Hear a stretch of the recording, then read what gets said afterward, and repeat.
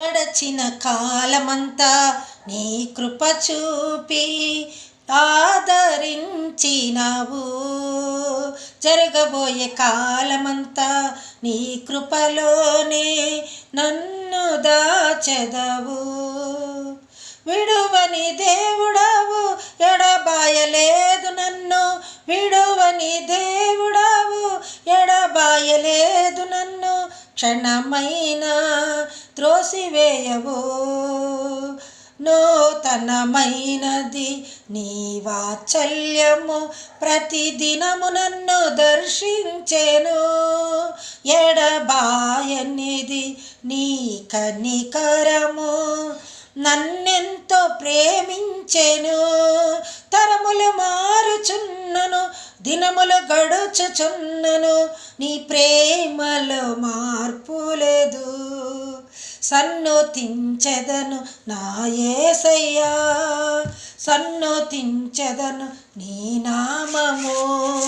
సన్నుతించెదను నా యేసయ్యా, సన్నుతించెదను నీ నామము. నిజముగా ఆయన్ని సన్నుతించి ఆరాధించి ఆయన్ని గణపరచుదాం. రండి, మరి ఒక రోజులోకి వచ్చి ఉన్నాం మనం. ఈరోజు వాక్య భాగంలో చూద్దాము. 52వ కీర్తన మొదటి నుంచి చూసుకుంటున్నాము. నిన్నటి రోజున మొదటి వచనం చెప్పుకున్నాము. ఈ రోజున 2వ వచనంలోకి వెళ్తున్నాము. సౌలు గురించి దావీదు మహారాజు చెప్తున్న మాటలు, దైవ ధ్యానము చూద్దాం రండి ప్రియులారా. మొదటి మాటగా, శూరుడా, చేసిన కీడును బట్టి నీవెందుకు అతిశయపడుతున్నావు? దేవుని కృప నిత్యముండును. నీవు చేసిన కీడును బట్టి సంతోషిస్తున్నావా, ఆనందిస్తున్నావా, అతిశయపడుతున్నావా? పర్వాలేదు, దేవుని కృప నిత్యముండును.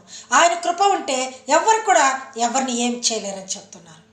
అలాగే 2వ వచనంలో, మోసం చేయవాడా, వాడిగల మంగళ కత్తి వలె నీ నాలుక నాశనము చేయని ఉద్దేశించుచున్నది. ఒప్పుకున్నాడు ప్రియులారా. మోసము చేయవాడని సౌలు గురించి దావీదు గారు చెప్తున్నారు. మోసము చేయవాడా, వాడిగల మంగళ కత్తి వలె నీ నాలుక నాశనమును ఉద్దేశించుచున్నది. ఎందుకంటే అతను ఎప్పుడు పగతో ఉన్నాడు కదా. మంగళ కత్తి వలె ఆ నాలిక చెడు మాట్లాడేదానికి ఉద్దేశించుచున్నదని ఆయన మాట్లాడుతూ దైవ ధ్యానంగా చూపిస్తున్నాడు. ఇక్కడ ఆయన రచించిన దైవ ధ్యానమైన ఉంది. శత్రువులు ఎంతమంది వచ్చినా దేవుని ముందు ఏమి చేయలేరు. ఆయన కృప నిత్యం ఉండగా మనల్ని ఏ శత్రువు కూడా ఏమి చేయలేరు. నా శత్రువులు నన్ను తరుముచుండగా